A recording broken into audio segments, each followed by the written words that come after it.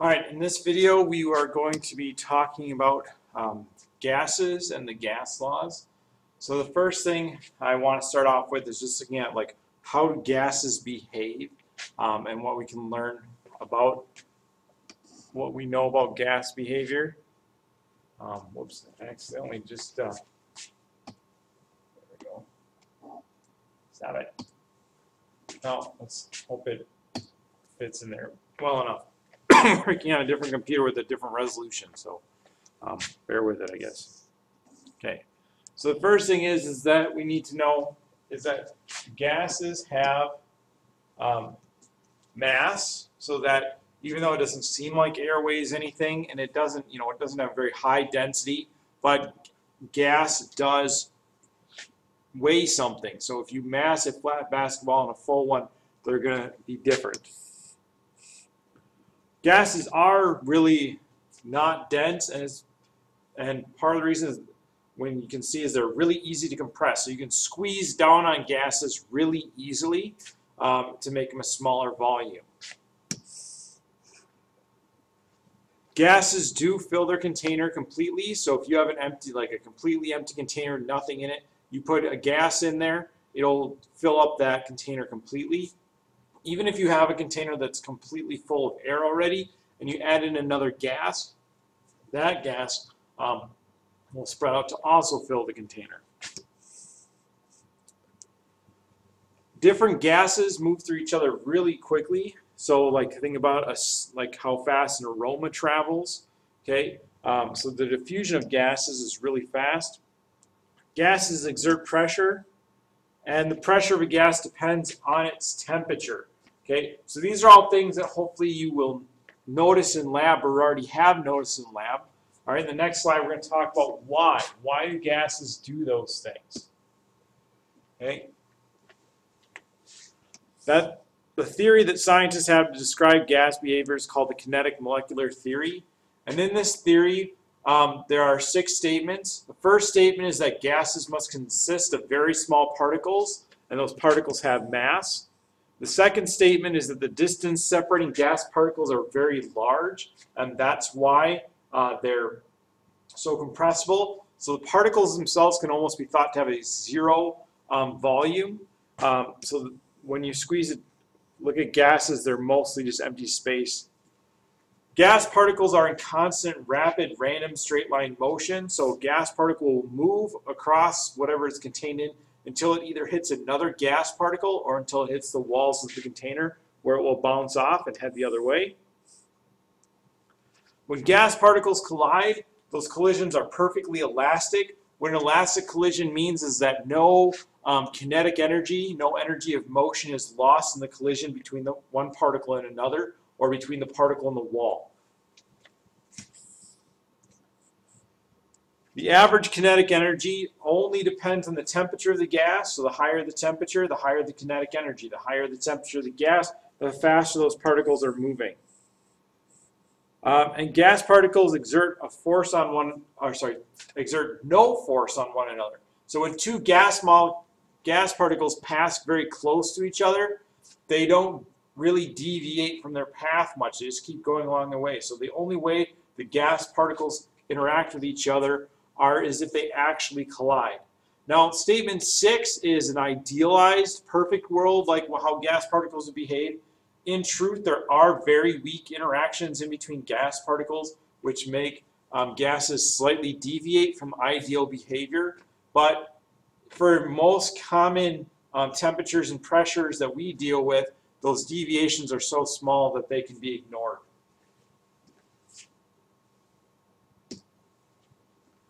So how do we measure gases? Okay, so we're going to be working with gases in lab, so we want to know measurements.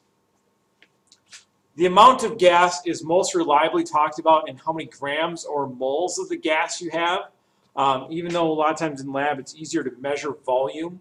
Communicating volume to people can be a little tricky because volume can change with temperature and pressure. The volume of a gas, when you measure it in lab, whatever the volume it looks like the gas is occupying, that's how much gas there's there. So if you have an air bubble that's 10 milliliters, the gas has a volume of 10 milliliters. If you have a 500-liter flask, or sorry, 500 milliliter flask that's capped off, then the gas is occupying 500 milliliters, the entire container. The temperature of gas, we will use regular thermometers that measure in Celsius when we take lab readings, but you must work with gas temperatures in formulas on the Kelvin scale, and we'll talk more about the Kelvin scale in a little bit. For pressure, the pressure of a gas is caused by collisions of particles with the container, and we measure it with either barometer or manometers, and we'll talk more about those in the lab. So both barometers and manometers work by showing how much weight that gas can pick up by the pressure it's exerting. Okay, so with pressure, there are lots of different units of pressure that we'll be working with. So I think maybe this is coming up later, but if it does, I'll just skip it. But we have what's called standard pressure, which is 1 atmosphere of pressure, which is how much pressure the atmosphere exerts at sea level. In other units, 1 atmosphere of the pressure is the same thing as 760 millimeters of mercury. This is the same thing as 101.3 kilopascals. Okay, so those are some common units of pressure. And ones that you're familiar using, it's also the same thing as 14.7 pounds per square inch. Okay.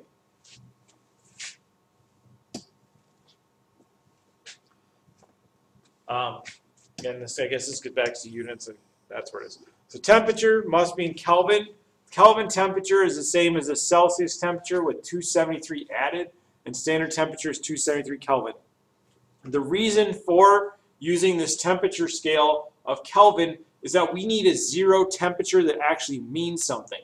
And 0 degrees Celsius only means the freezing point of water at regular atmospheric pressure. Okay, it doesn't really mean anything. Whereas 0 Kelvin means something. That means the absolute lowest temperature that's possible. So just think if we had 0 length and it didn't actually mean the shortest length possible. Or think if we had 0 volume but something could still get smaller.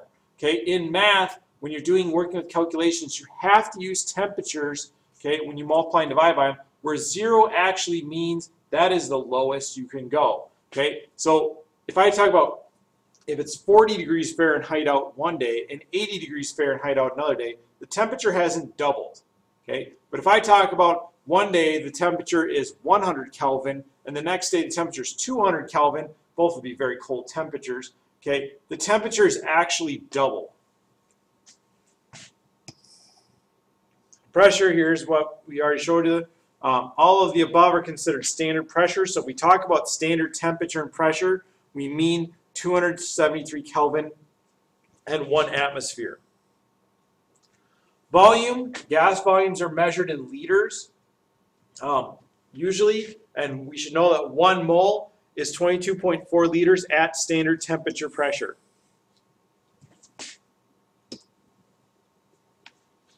All of these quantities of gas behavior or properties of gases are easily related by some laws.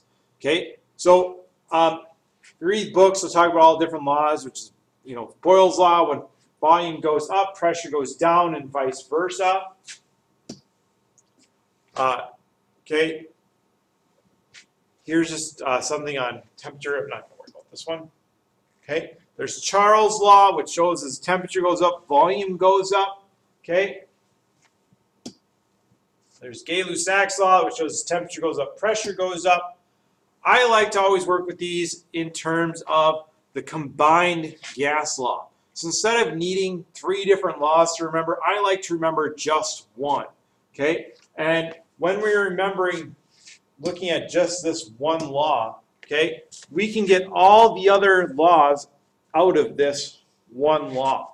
So if I cover up temperature, because if temperature is not changing whatsoever, then I can ignore it in this formula.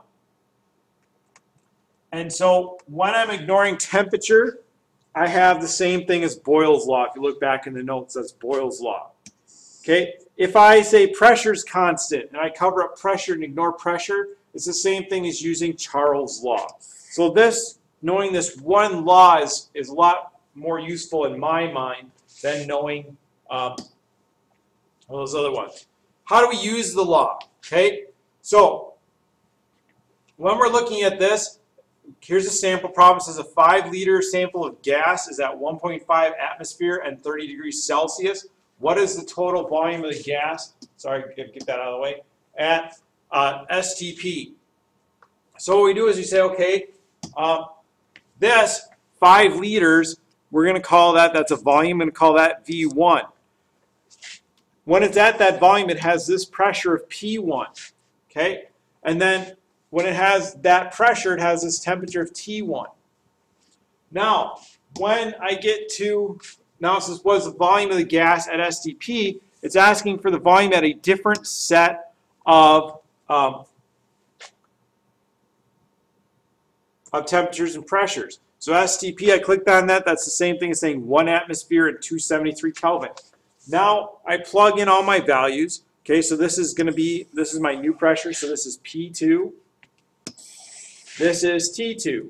Now I can't put 30 degrees Celsius in for T1. I have to change that into Kelvin. I add 273. So it's 303 Kelvin. P1, 1.5 atmospheres, and V1, 5 liters. Now I think a lot of times people see formulas like this and they get all confused and they're like, well, there's so many things here, what do I do? Just take this side, okay? Take this, put it into your calculator, come up with one number. Put this in your calculator, come up with another number. So you'll basically have blank equals blank times V2, and then you should be able to solve for it just fine. Okay? Let you do that on your own. Here's another sample problem you can try out. You'll look at that class. Okay, I want them. Now with this one, actually, let's look at this one together. It says that volume is constant. If volume is constant, remember, I can just cover that up and then just use P1 over T1 equals P2 over T2. Okay, so when you go to solve that, keep that in mind.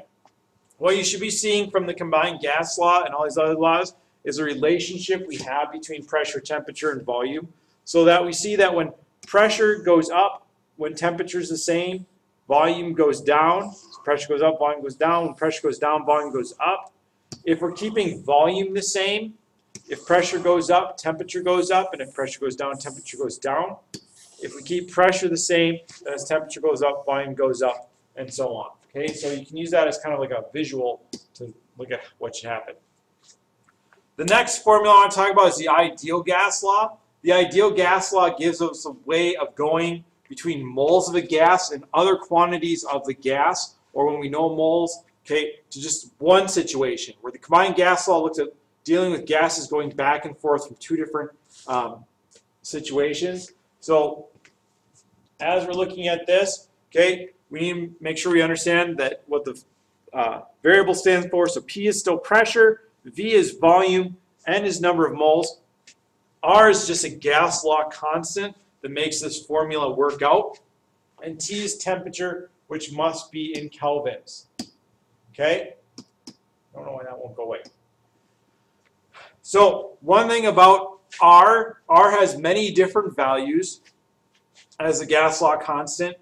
You have to use, when we're doing this, unless you want to memorize all these other different values of R, you just remember one, that R is equal to 0.0821 liter atmosphere per mole Kelvin.